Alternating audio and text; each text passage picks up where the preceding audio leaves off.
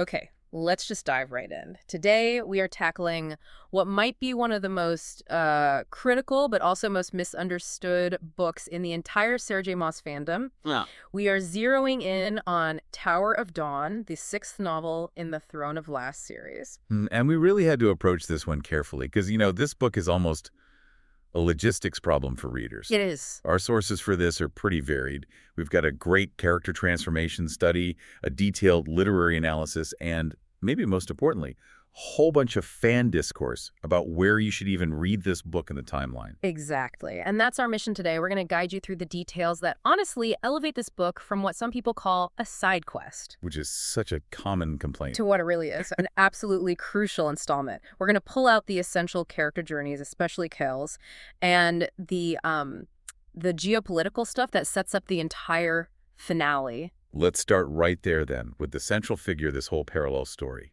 Lord Westfall. Right. So when the book kicks off, Chaol is no longer captain of the guard. He's now hand to King Dorian. And he has two very clear goals that are driving him. First, he has to get to the southern continent and find allies for this massive war that's coming for Erilea. And second, he's there to heal. He's Sure. desperately looking for a cure for this magical wound that's left him paralyzed from the waist down. But the thing that really stood out from the analysis is that the physical healing quest. It's really just a metaphor, isn't it? It's almost entirely a vehicle for the emotional healing he needs.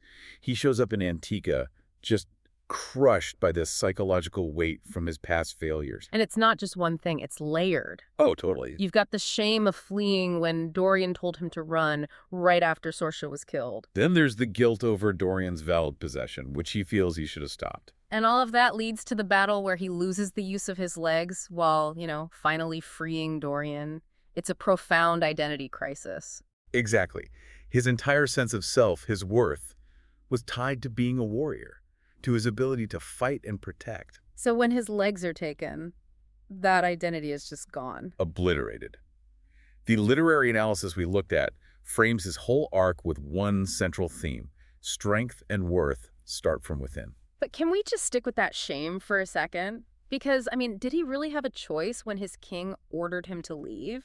Well, that's the genius of it, right? He didn't, but his own rigid code of honor makes him see it as cowardice. So it's his own flawed perception. It's totally his perception. The book forces him to process the difference between duty and, self-punishment. He has to learn that surviving isn't the same as failing. And there's that one quote that just perfectly sums it all up. What about the sword? Yeah. No sword hung from his leather belt. The absence of that comforting weight like some phantom limb. Or legs. Yeah, it's his starting point. The sword, his legs. They were the external symbols of his worth. The story strips all of that away, so he has to find what's left. Which is his mind, his leadership. Things that were always there, but that he never valued as much as his physical strength. And that's where Yrene comes in. Her healing isn't just physical, it's like emotional warfare. Right, because her magic is fueled by emotion. She literally can't heal him unless he's willing to face all that darkness he's holding on to. The shame, the anger. It's a reciprocal healing. He can't get better physically until he gets better mentally. And that focus on trauma and mental health in a fantasy book of all places is what makes this story so essential. It's not just a travel story. It's about a flawed man finding redemption through introspection, not a sword fight. Okay, so his inner journey is huge, but it's happening somewhere completely new. We need to talk about the setting. Yes. We're not in Erilea anymore. We are fully on the southern continent in Antica. The world building here is massive. A whole new culture, new politics, new rulers. Exactly. The Khagan, his children, Sartak, Kushin, Hussar. The book spends a lot of time establishing who they are and why their massive army is so important for the final war. And this is where we properly meet Yrene Towers, the healer. We only saw her for a second, back at the White Pig Inn. Right. And now we see the powerful, skilled woman she's become working in the Torre Cesme.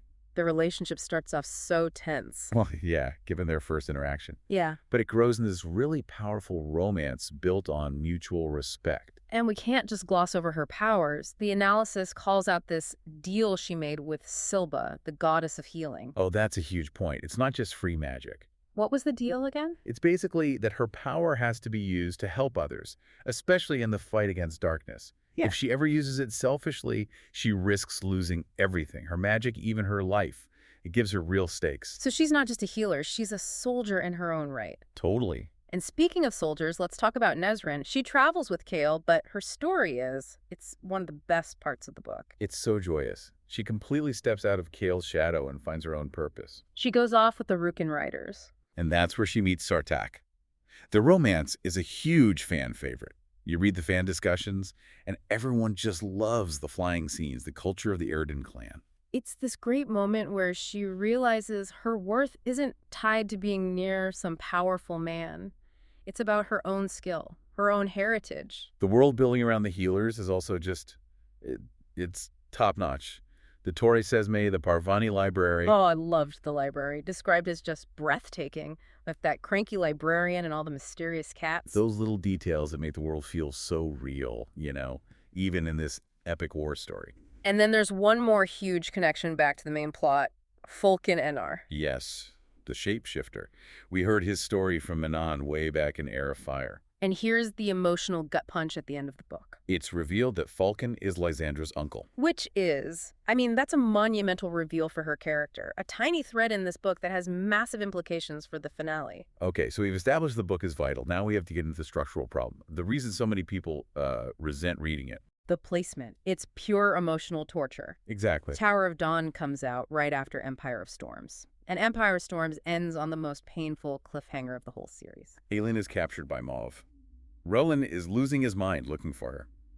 Lysandra is pretending to be the queen to hold everything together. So you finish that adrenaline rush, and the next book immediately yanks you thousands of miles away to watch Chaol work through his feelings. And Nesryn learns to fly a ruck. It's a huge narrative speed bump. And that's why people try to rush through it, or even skip it, because they're desperate to get back to the main story in Kingdom of Ash. The big fan criticism we saw was that the book has, and this is a quote, overabundant levels of world building, especially in Nesryn's chapters. For some readers, her actual story got lost in all the detail because they were just so anxious about Aelin. So the author's choice here, to run these stories at the same time but publish them separately, it created a logistical challenge for the fandom. It absolutely did. And the fandom had to innovate to solve it. So is that a sign of, a bad structural choice by the author? Or is it a sign of incredible fan engagement that they cared enough to create their own solutions? I think it's a little of both, honestly. It's a risk. You risk losing your readers' momentum. Right. But it also shows how much people care about all the characters. They're willing to engineer a whole new reading system just to get the best experience. Okay, so what were the solutions? What did the community come up with? There are basically three main strategies. Number one. The purest route. You read it in publication order right after Empire of Storms, and you suffer the wait. Suffer through it for the greater good. Exactly. Then there's option 2, the technical solution. The tandem read. Yep. You use one of these painstakingly crafted online guides to read Empire of Storms and Tower of Dawn at the same time, chapter by chapter. You experience the timeline as it actually happens. And the third one. This one's a little controversial for a first read, but a lot of people recommend it for a reread. You read Tower of Dawn before Empire of Storms. So you completely avoid the cliffhanger. You avoid it entirely. Yeah. You finish Tower of Dawn, and then you can jump straight from the end of Empire of Storms into the finale, Kingdom of Ash. Wow. So that structural problem basically became this huge community puzzle to solve. It did. The tension was just so high that people had to find a way to manage it.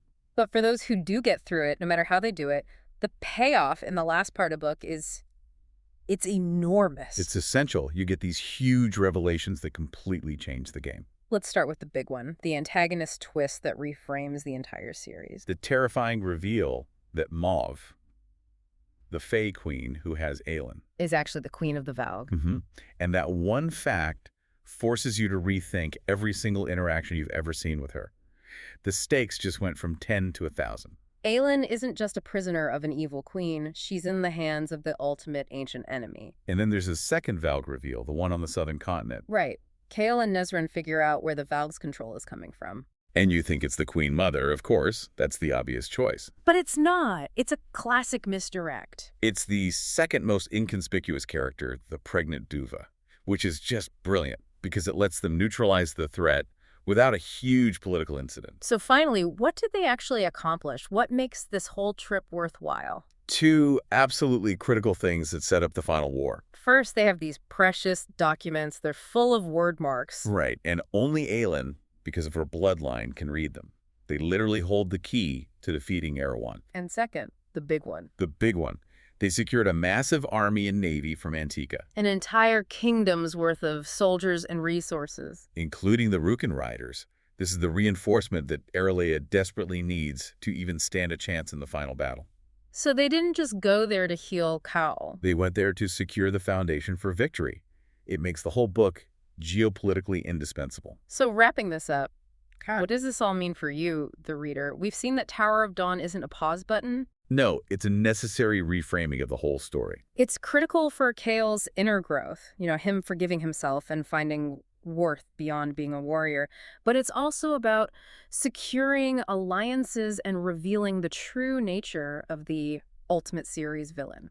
It really is the quiet engine room of the series. Yeah. It's building up all the power needed for that explosive finale. And it creates this completely unique reading experience, this debate that the community had to solve. The author basically handed readers a parallel timeline and said, okay, you figure out the best way to experience this. It's such a fascinating, self-directed kind of engagement with the story, which brings us to our final thought for you to chew on. We've seen that the simultaneous timeline of these two books forced readers to build their own optimized reading path. Yeah. So when a story's chronology is designed like that, to be read in parallel, does your decision to read it linearly, or tandem, or out of order, does that fundamentally change which character's journey feels more important?